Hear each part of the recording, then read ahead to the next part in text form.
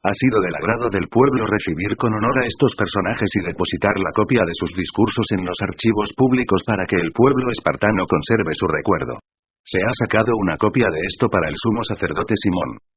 Después, envió Simón a Roma a Numenio con un gran escudo de oro de 1000 minas de peso para confirmar la alianza con ellos. Cuando estos hechos llegaron a conocimiento del pueblo, dijeron: ¿cómo mostraremos nuestro reconocimiento a Simón y a sus hijos? Porque se ha mostrado valiente, tanto él como sus hermanos y la casa de su padre, ha combatido y rechazado a los enemigos de Israel y le ha conseguido su libertad. Grabaron una inscripción en planchas de bronce y las fijaron en estelas en el monte Sión. Esta es la copia de la inscripción. El 18 de Elul del año 172, año tercero del gran sumo sacerdote Simón, en Asaramel, en la gran asamblea de los sacerdotes, del pueblo, de los príncipes de la nación y de los ancianos del país, se nos hizo saber lo siguiente. En los muchos combates que se dieron en nuestra región, Simón hijo de Matatías, sacerdote descendiente de los hijos de Jehoiarib, y sus hermanos se expusieron al peligro, hicieron frente a los enemigos de su nación para mantener en pie su lugar santo y la ley y alcanzaron inmensa gloria para su nación. Jonatán realizó la unidad de la nación y llegó a ser sumo sacerdote suyo hasta que fue a reunirse con su pueblo. Quisieron los enemigos de los judíos invadir el país para devastarlo y llevar su mano contra el lugar santo. Pero entonces se levantó Simón para combatir por su nación y gastó mucha hacienda propia en armar las tropas de su nación y pagarles la soldada. Fortificó las ciudades de Judea y Bet-Sur, ciudad fronteriza de Judea, donde se encontraban antes las armas de los enemigos, y puso en ella una guarnición de guerreros judíos. Fortificó Jope, situada junto al mar, y Gáchara, en los límites de Azoto, donde habitaban anteriormente los enemigos, y estableció en ella una población judía a la que proveyó de todo lo necesario para su sustento.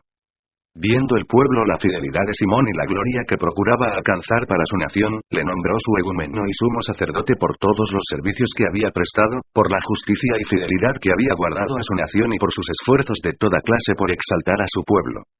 En sus días se consiguió felizmente por su medio exterminar a los gentiles de su país y a los que se encontraban en la ciudad de David, en Jerusalén, donde se habían hecho una ciudadela desde la que hacían salidas y mancillaban los alrededores del lugar santo causando graves ultrajes a su santidad. Estableció en ella guerreros judíos, la fortificó para defensa de la región y de la ciudad y dio mayor altura a las murallas de Jerusalén. En consecuencia, el rey Demetrio le concedió el sumo sacerdocio, le contó en el número de sus amigos y le colmó de honores, pues había sabido que los romanos llamaban a los judíos amigos, aliados y hermanos, que habían recibido con honor a los embajadores de Simón, y que a los judíos y a los sacerdotes les había parecido bien que fuese Simón su egumeno y sumo sacerdote para siempre hasta que apareciera un profeta digno de fe, y también que fuese su estratega, que estuviese a su cuidado designar los encargados de las obras del lugar santo, de la administración del país, de los armamentos y de las plazas fuertes, que estuviese a su cuidado el lugar santo, que todos le obedeciesen, que se redactasen en su nombre todos los documentos en el país, que vistiese de púrpura y llevase adornos de oro. A nadie del pueblo ni de los sacerdotes le estará permitido rechazar ninguna de estas disposiciones, ni contradecir sus órdenes, ni convocar en el país asambleas sin contar con él, ni vestir de púrpura, ni llevar fíbula de oro. Todo aquel que obre contrariamente a estas decisiones o anule alguna de ellas, será reo.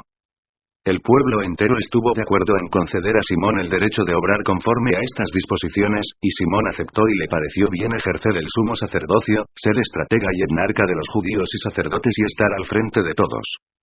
Decretaron que este documento se grabase en planchas de bronce, que se fijasen estas en el recinto del lugar santo, en lugar visible, y que se archivasen copias en el tesoro a disposición de Simón y de sus hijos. Primero Macabeos 15. Envió Antíoco, hijo del rey Demetrio, desde las islas del mar una carta a Simón, sacerdote y etnarca de los judíos, y a toda la nación, redactada en los siguientes términos.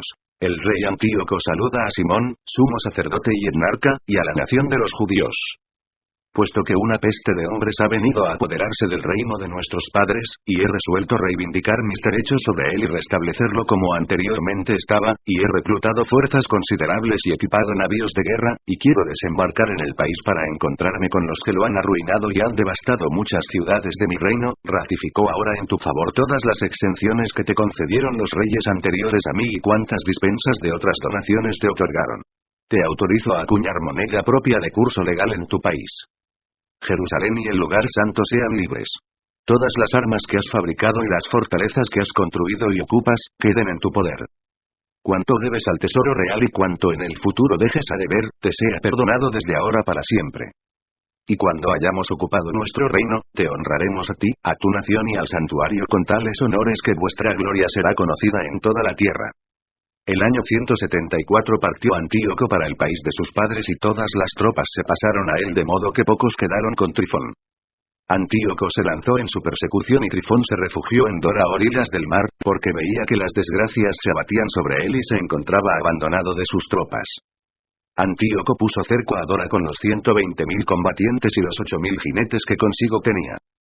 Bloqueó la ciudad, y de la parte del mar se acercaron las naves, de modo que estrechó a la ciudad por tierra y por mar sin dejar que nadie entrase o saliese. Entretanto, regresaron de Roma Numenio y sus acompañantes trayendo cartas para los reyes y países, escritas de este modo: Lucio, cónsul de los romanos, saluda al rey Ptolomeo. Han venido a nosotros, en calidad de amigos y aliados nuestros, los embajadores de los judíos para renovar nuestra antigua amistad y alianza, enviados por el sumo sacerdote Simón y por el pueblo de los judíos, y nos han traído un escudo de oro de 1000 minas. Nos ha parecido bien, en consecuencia, escribir a los reyes y países que no intenten causarles mal alguno, ni les ataquen a ellos ni a sus ciudades ni a su país, y que no presten su apoyo a los que los ataquen. Hemos decidido aceptar de ellos el escudo. Si, pues, individuos perniciosos huyen de su país y se refugian en el vuestro, entregadlos al sumo sacerdote Simón para que los castigue según su ley. Cartas iguales fueron remitidas al rey Demetrio, a Átalo, a Ariarates, a Arsaces. Y a todos los países a Sámsamo, a los espartanos, a Delos, a Mindos, a Sición, a Caría, a Samos, a Panfilia, a Licia, a Alicarnaso, a Rodas, a Fasélida, a Cos, a Side, a Arados, a Gortina, a Nido, a Chipre y a Cirene. Redactaron además una copia de esta carta para el sumo sacerdote Simón. El rey Antíoco, pues, tenía puesto cerco a Dora en los arrabales, lanzaba sin tregua sus tropas contra la ciudad y construía ingenios de guerra. Tenía bloqueado a Trifón y nadie podía entrar ni salir.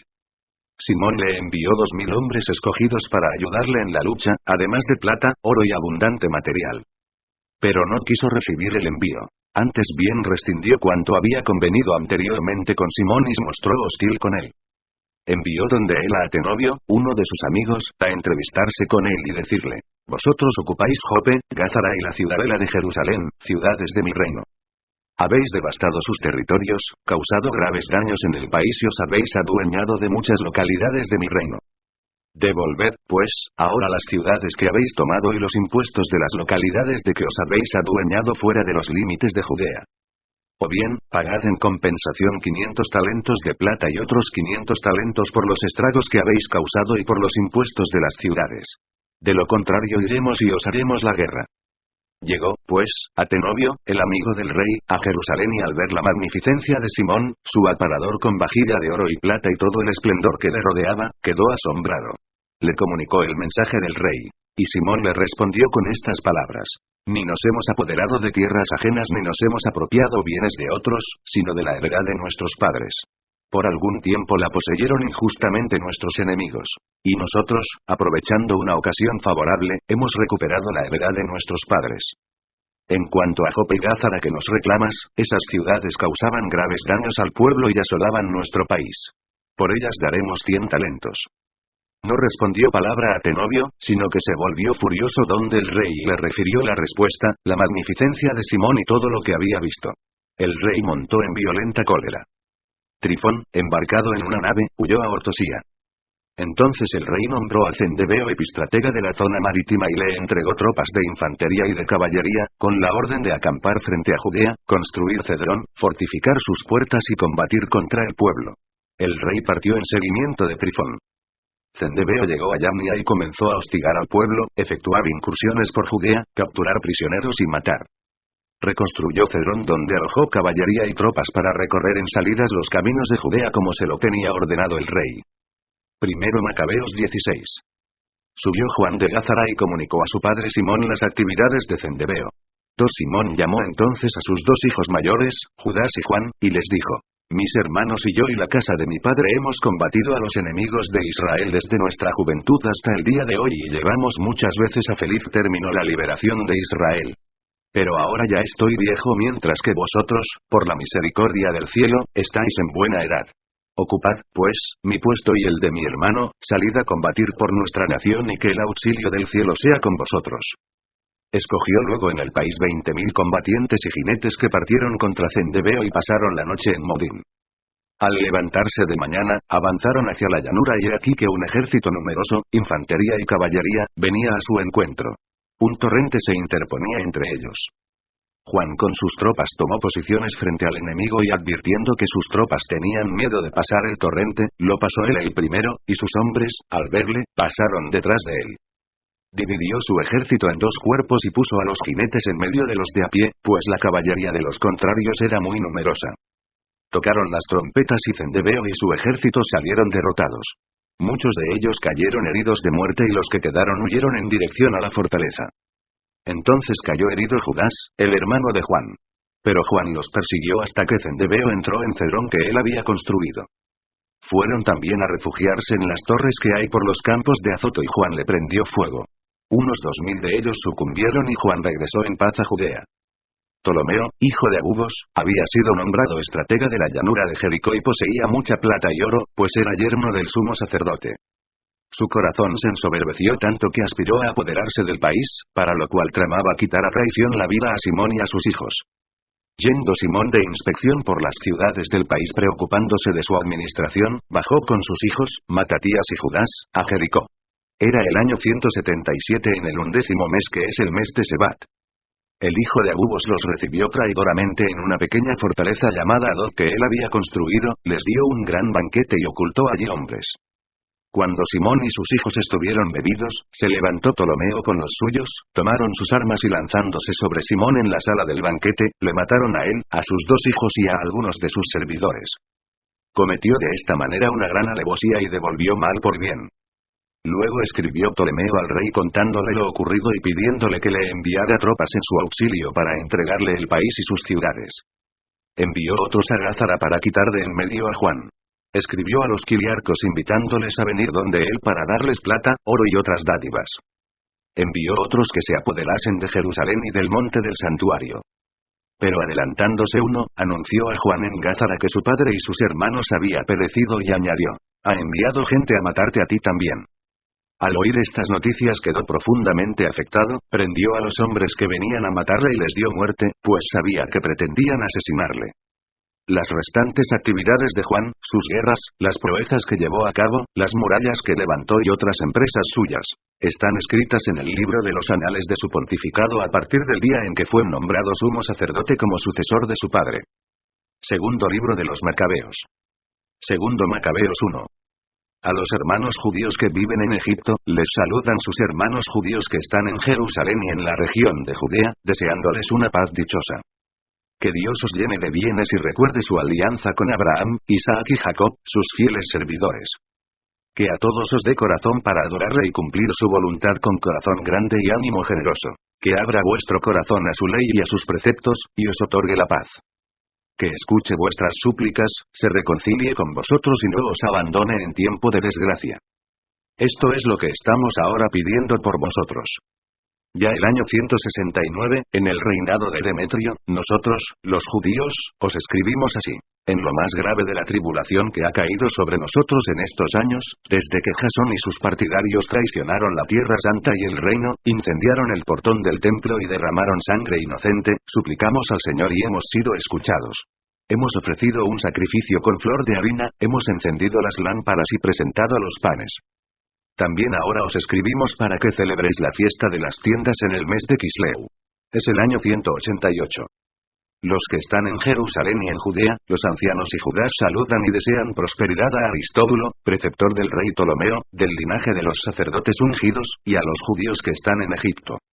Salvados por Dios de grandes peligros, le damos rendidas gracias, como a quien nos ha guiado en la batalla contra el rey, ya que él ha arrojado fuera a los que combatían contra la ciudad santa.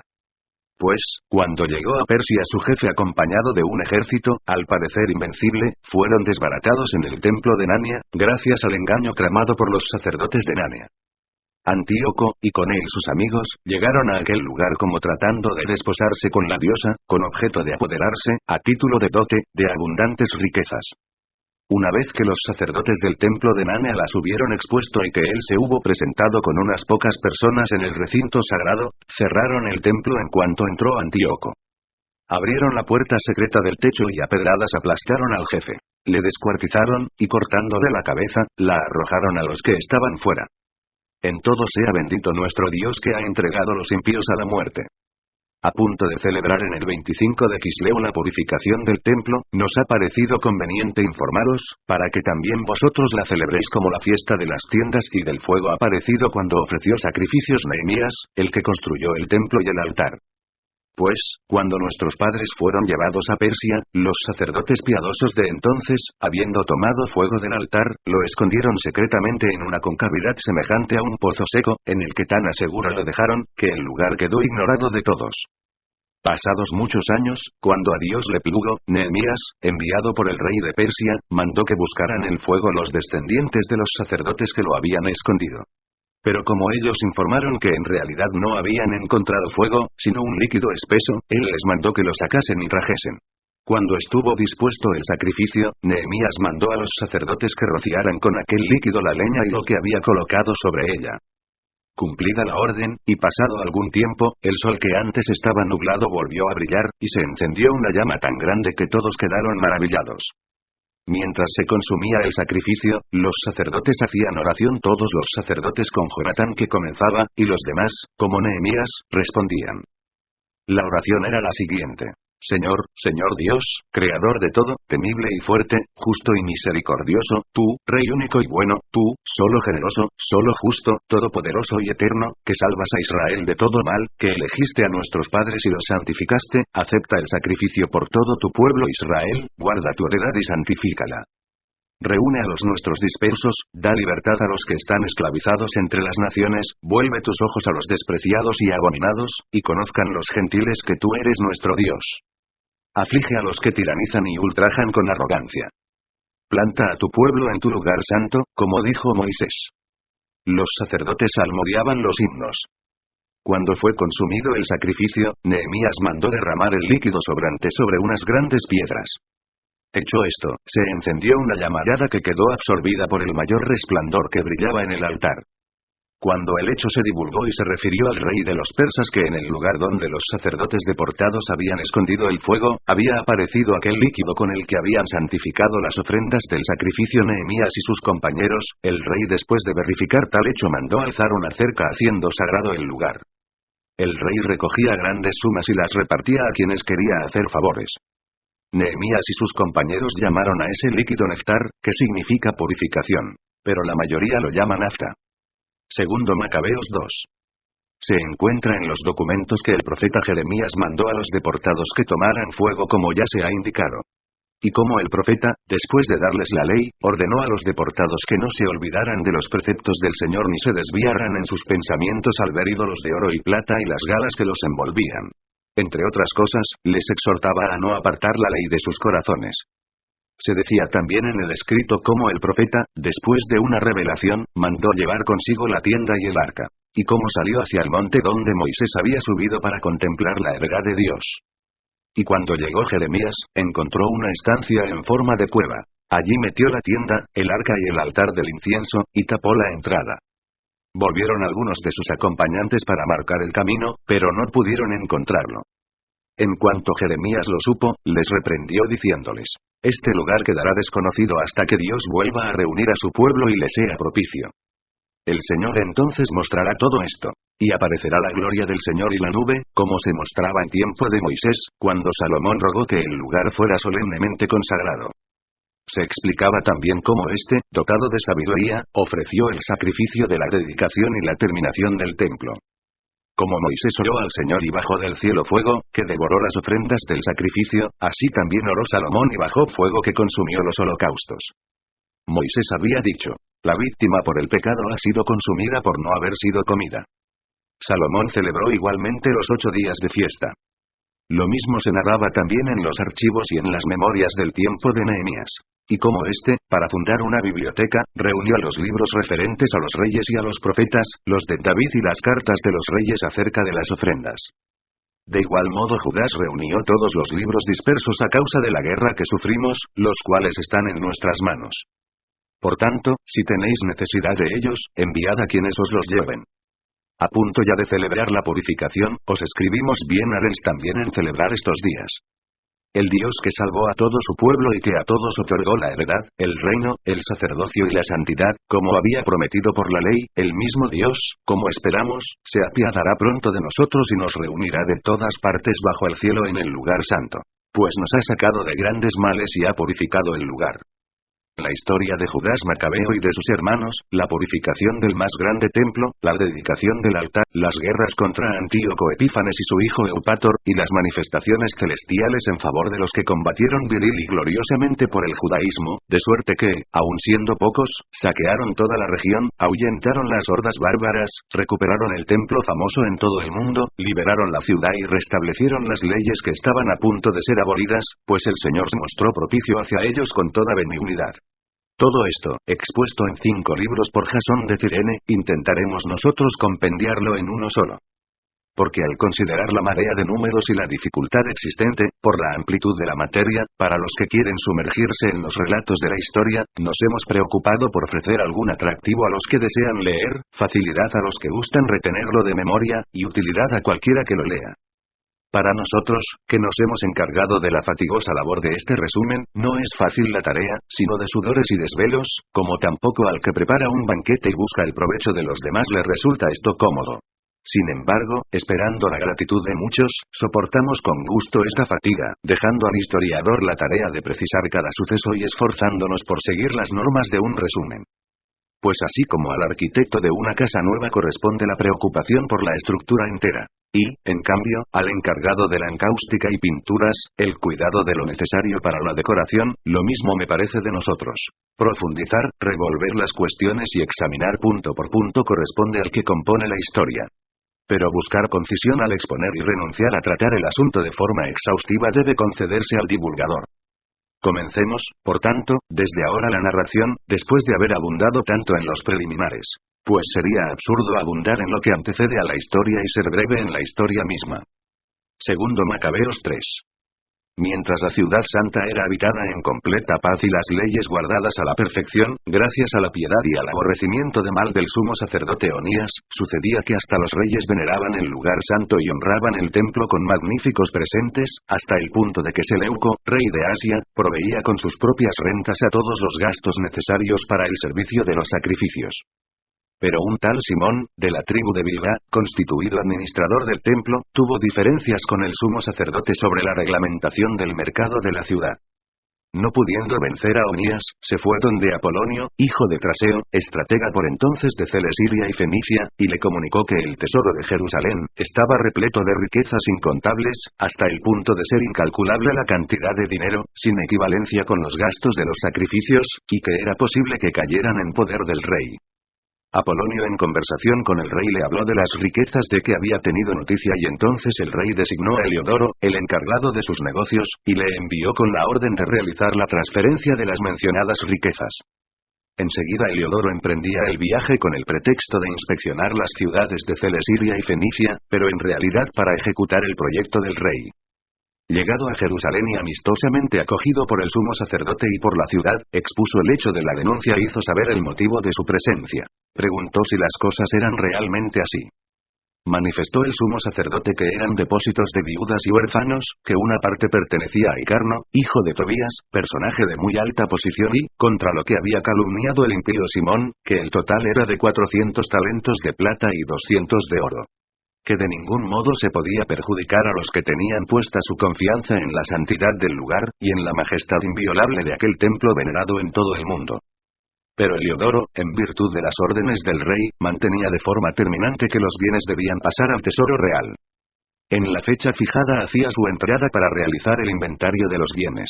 No era pequeña la angustia en toda la ciudad. Los sacerdotes, postrados ante el altar con sus vestiduras sacerdotales, suplicaban al cielo, el que había dado la ley sobre los bienes en depósito, que los guardara intactos para quienes los habían depositado. El ver la figura del sumo sacerdote llegaba a partir el alma, pues su aspecto y su color demudado manifestaban la angustia de su alma. Aquel hombre estaba embargado de miedo y temblor en su cuerpo, con lo que mostraba a los que le contemplaban el dolor que había en su corazón. De las casas salía en tropel la gente a una rogativa pública porque el lugar estaba a punto de caer en oprobio.